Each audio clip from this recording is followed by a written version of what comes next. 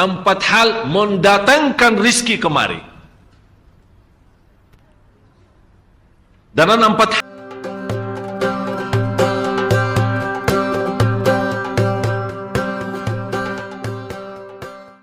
hal yang menjaminkan banyak rizki, bukan memudahkan rizki. Tolong Bapak Ibu hafal, empat hal bukan menjaminkan rizki, bukan memudahkan rizki, tidak. Empat hal mendatangkan rizki kemari. Dan empat hal bukan Allah kasih kemudahan berarti kita berjalan mencari rizki Allah kasih, tidak. Bukan dikasih kemudahan. Tapi di mana saja kita ada, posisi kita di mana saja, Allah datangkan rizki kepada kita. Yang pertama, qiyamul lail, salat malam. Yang kedua, berbanyak istighfar waktu sahur. Kalau anda tidak salat malam, jangan tinggalkan istighfar waktu sahur. Waktu sahur kapan? Kira-kira 30 menit sebelum azan. Disitulah Allah sendiri memuji. Allah bangga dan senang terhadap orang yang sahur. Sampai ulama berkata, tidak ada ibadah yang terbaik di waktu sahur selain istighfar. Jadi boleh baca Quran, boleh salat malam, boleh zikir, boleh apapun, tapi yang terbaik istighfar. Fokus hanya istighfar. Astaghfirullah wa atubu ilaih, termasuk istighfar Allahumma anta rabbi la ilaha illa ant, yang Bapak Ibu tahu sayyidul istighfar, yang terutama, yang paling luar biasa. Allahumma anta rabbi la ilaha illa anta khalaqtani wa ana abduka wa ana ala ahdika wa wa'dika mastata'at a'udzu bika min syarri ma sana'at abu'u laka bi ni'matika alayya wa abu'u bi dhanbi faghfirli fa innahu la yaghfiru adh-dhunuba. Ya Allah, kalau kita fahami doa ini luar biasa. Oleh karena itu kata Rasulullah, barang siapa yang membaca sayyidul istighfar, kemudian di malam hari dengan keyakinan dia meninggal habis baca istighfar, masuk surga. Masuk surga. Berarti ini salah satu doa yang menjaminkan dengan mudah masuk surga. Jadi empat hal yang mendatangkan rizki, bukan kita mencarinya, dia yang datang kemari. Apalagi saat mencari lebih mudah. Qiyamul lail, salat malam. Tapi dalam bahasa, mohon maaf Bapak Ibu, dalam bahasa Arab disebut qiyamul lail, bukan salat. Tapi kalau diterjemahkan dalam bahasa kita salat. Tapi kenapa di situ qiyamul lail? Diberikan qiyamul lail, qiyam artinya berdiri. Berarti lama. Saking lama berdiri dikaitkan jadi qiyamul lail. Qumil laila ya ayyuhal muzammil. Apa terus? Qumil lail, berdirilah saat malam. Berdirilah, bukan salatlah malam, tidak. Berdirilah malam hari. Itu dahsyatnya di situ berdiri. Qiyamul lail. Yang kedua, berbanyak istighfar. Yang ketiga, berbanyak sedekah. Sebenarnya bukan istilah berbanyak sedekah. Kadang-kadang orang bersedekah 100 juta, udah saya sudah bersedekah 100 juta. Bukan itu.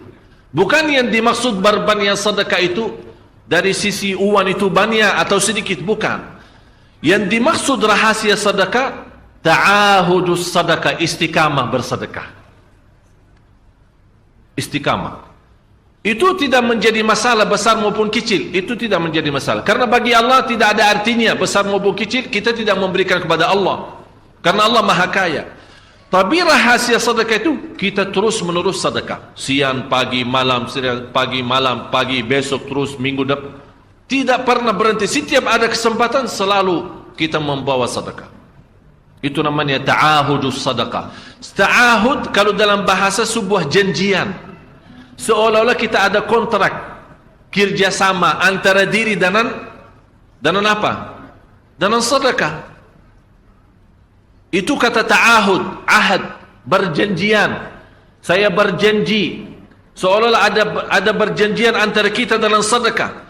Jadi tidak boleh terlepas dari berjanjian. Seolah-olah kita menghormati berjanjian. Bagaimana menghormati? Kita terus kerjasama.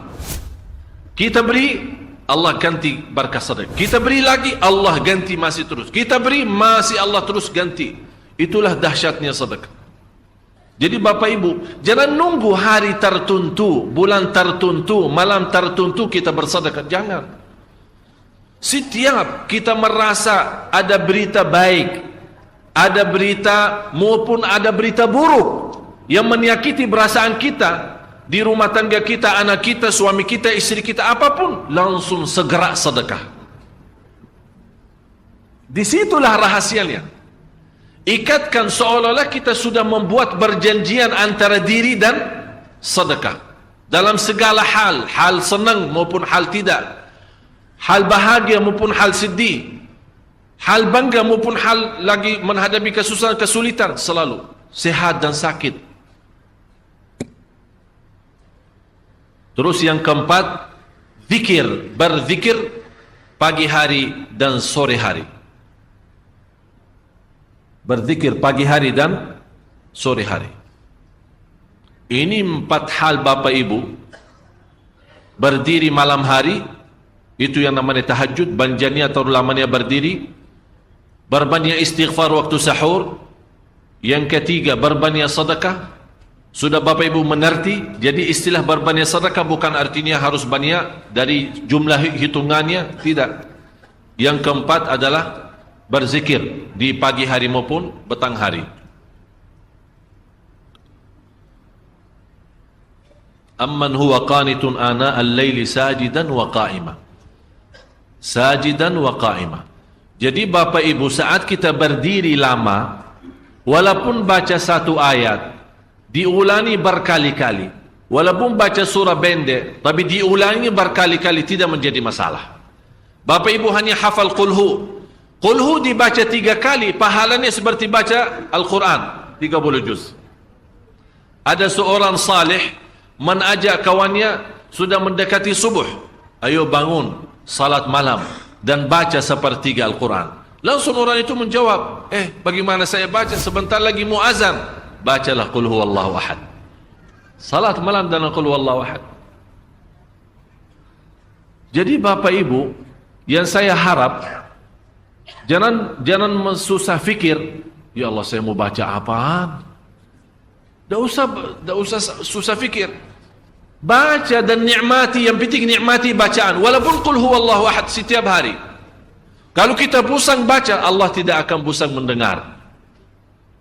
Malah Allah paling senang mendengar bisikan bacaan dan bisikan doa kita malam hari. Allah paling senang mendengar bisikan doa munajat kita malam hari.